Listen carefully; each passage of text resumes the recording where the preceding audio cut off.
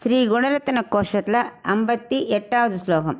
ஐஸ்வர்யம் அக்ஷரகதிம் பரமம் பதம் வா கஸ்மை சித்தஜ்ஜலிபரம் வகதே விதீர்ய அஸ்மை ந கிஞ்சிதுசிதம் கிருதமித்யதாம்ப த்வம் லஜ்ஜசே கதயகோ யமுதார பாவ. இப்போ இதுக்குள்ள அர்த்தத்தை பார்க்கலாம். தாயே ரங்கநாயகி, உனக்கு முன்னால் நின்றுண்டு ஒருத்தன் தன் 2 கரங்களையும் தலைக்கு மேலே தூக்கி வணங்கினாக்க நீ துடிச்சு போகிற. என்ன காரணம்? அவனுக்கு கைகள் நோகுமே அப்படின்னும் அந்த பாரத்தை அவன் தாங்குவானா அப்படின்னும் நினைக்கிற நீ. அதனால் அவனுக்கு ரொம்ப செல்வமும் உனக்கு தொண்டு புரியும் வாய்ப்பையும் உயர்ந்த மோட்ச பதவியும் அளிக்கிறாய். இத்தனை செய்த பின்னரும் உனது நிலை எப்படி இருக்குது தெரியுமா? ஐயோ, எதனை நினச்சி இந்த குழந்தை நம்மிடம் வந்தானோ?